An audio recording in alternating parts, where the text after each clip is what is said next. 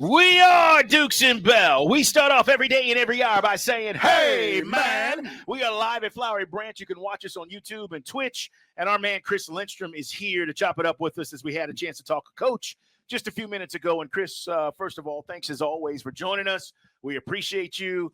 Lots of questions, right? I mean, we hopefully can get some momentum going into Tennessee because Coach is talking about this roller coaster we've been on and, you know, up and down, and we've got to finish.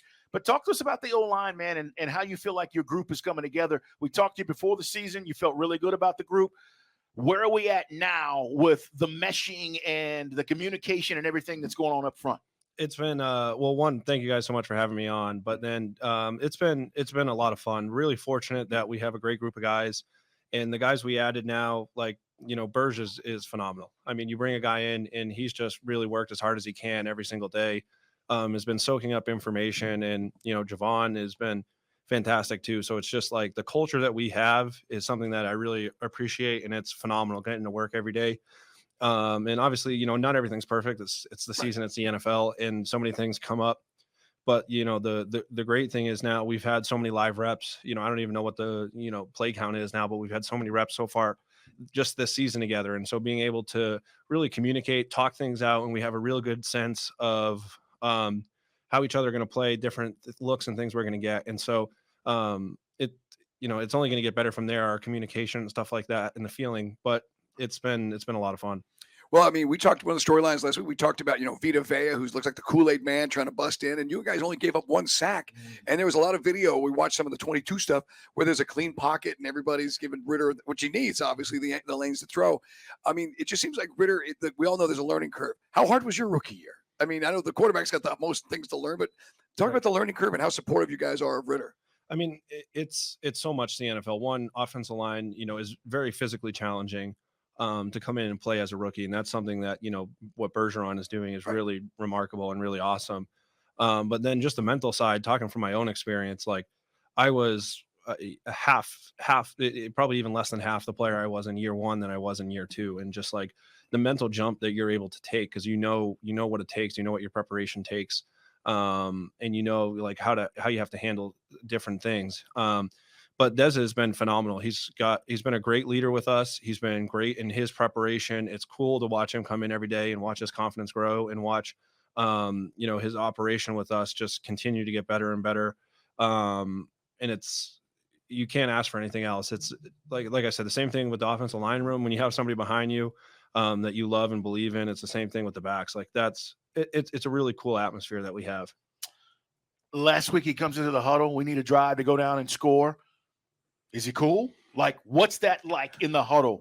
Is he come in, his eyes are big, he's like, all right, guys, we need, you know, we got to go down 80 yards. What's that like for you guys? Or is it just play call and let's roll? I think it's more what you just said, like the play call and let's roll. I think he has supreme confidence, and we have in each other that, all right, guys, hey, this is the situation. We have 50 seconds. I don't know what do we have? 2 timeouts, 3 timeouts? Like, hey, this is the situation. So we all know, all right, this is the situation. We got to go down there and do this.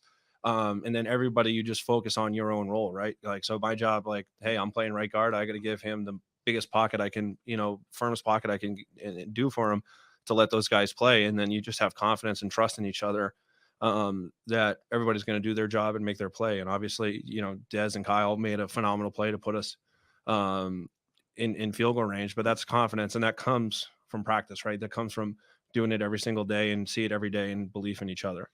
Winning on the road is so tough. As Chris Lindstrom, guys, joins us at our Ticketmaster studios live here at Falcons headquarters. But yeah, I mean, winning on the road is tough. What could have been a 93-yard drive up from the 7. I know, obviously, the fumbles. I know that everybody said all the right things, but you guys are like, oh, come on, we got to get paid or some of these. But everybody rallied. It didn't become something which obviously created a distraction, or you guys didn't lose focus. Right. Obviously, you know, you put all that work in, you want to score in the red zone, right? Right. You know, nobody wants to go on a long drive and put no points up, but you can't let that define you. And that's the mindset that we have. Like, we know we can't have those mistakes happen, but we're not going to let that define us. We're not going to let that, we're not going to say, oh, we can't do it, or, you know, whatever challenge. We still found a way to go out there and win the game, and you want to eliminate those mistakes. But in the same sense, like, you have belief. All right, well, hey, next time we get the ball, we're going to go down there and we're going to score. And that's the mindset you got to have. Chris, early in the season, and I don't even know if you keep track of this stuff, right? We're watching early in the season, you get called for holding, right? We were talking about this before you came in during the break. And literally, we're like, Chris Lindstrom holding, and we're like, what? He never holds. So then another one happens, right? And we're like, oh, no, something's going on here today. Yeah. Lindstrom never holds. So how do you take those things on? Because you've done such a good job with minimizing the penalties. Right. It's so unexpected when we hear your numbers like, no, that can't be right. How do you view that, and how do you try to work to get better at those things? Well, you guys are trying to get me in trouble, but I'm gonna. Before Chris answers, some of those are very ticky-tacky. Not at all. No, I'm joking. But yeah, just I think for myself, just not trying to play perfect, just trying to play free and fast, and that's the way, and just kind of learn through it, and everything with offensive line is situational, right? There's so many different things, but your job is to mitigate it. And so releasing on different things, or hey, I was a tick behind on this, why was I a tick behind on this? Like, oh, I was either thinking too much or trying to give too much help here. You're like, no, just play fast and let it go. And so always trying to be introspective on it. When you're a tick behind, just real quick, I want to ask this, that causes you sometimes to react in a way where I don't have a choice. I gotta grab this guy, right? Well, yeah, even if you're not grabbing, right? Even if you're striking, your framework is behind, right? So even if I get off on the ball on time, but if I'm, take a bad angle or not the proper angle, right? And if I'm behind, my hands are outside. Even if I'm not grabbing, a lot of the times it's the optics behind things. Gotcha. And when you do that, you put yourself in those bad situations. And so always, with offensive line play, hey, hands inside, square it up. As soon as somebody disengages, let it go. And then shoving instead of pulling when a guy goes to disengage. No, because we were talking during the commercial break. I was like, man, did you dress up as like a ref at Boston College and a video went viral or something? I don't want to put words in your mouth, because to Carl's point, some of that stuff was real ticky-tack. Chris Lindstrom's with us. We talked with Coach. I know a lot has been made about the team he left. He kind of left in his own image what he's doing here. So it seems like the trenches are going to be a battlefield on Sunday. You see it that way? Yeah, for sure. I joked with some of the people, we've seen thousands of hours of Titans films over the past 3 years, and so you really have gotten a real appreciation for the way that their organization is, the way they do things, and the style in which they play, and their offensive line. They played fast and physical, and some real great role models that I had, just watching Roger Saffold and how phenomenal he was as a guard in wide zone. And then, obviously defensively, they've had one of the best fronts for a long time. And that matchup, they have all pro guys over there who are going to be ready to go. Yeah, I'm just curious, when you line up against guys like that, do they line up and be like, I'm all pro? Do they, what you're getting today? I mean, do guys come out and say that when you're getting ready to start the game, or maybe at some point when you're blocking them? No, they just got that confidence. They know, and everybody knows, man.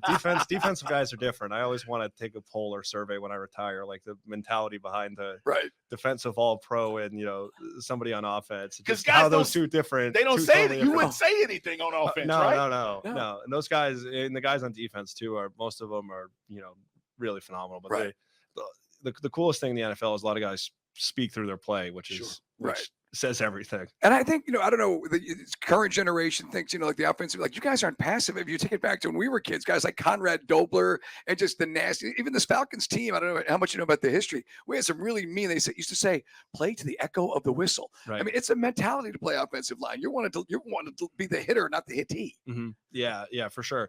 Another one too is pass pro isn't always passive. You don't have to, you don't have to be retreating. And that's the style and effort that you want to play, even just finishing the ball, chasing the ball carrier down.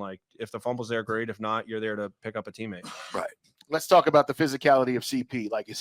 Is he I need an inch, guys. Give me just a foot and I'm going to be all right. He runs so hard and physical. Mm-hmm. And we saw it last week. Tyler does that. Mm-hmm. From a blocking standpoint, how much easier does that make your job when you got guys that are going to hit the hole like that?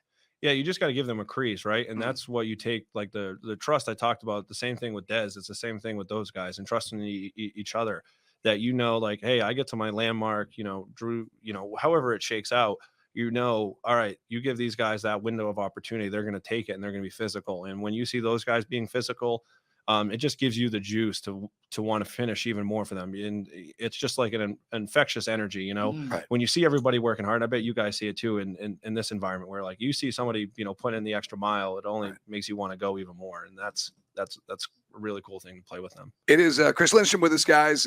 Pro Bowler with us here on Dukes and Bell. That's the thing. And while we got you on the subject, tush push has become like the big buzzword the last few weeks. I like rugby. I played rugby back in the day, but I mean, are we going to see more teams adapting this before they take this out of the rule book? Because you need short yardage. That seems like it's unstoppable. I mean, I think teams have stopped it across the league, but obviously what Philadelphia does is pretty amazing. And you know, they got something definitely right, and it's cool to watch. You know, those guys. Is it personnel, leverage, technique, all of the above? I don't know.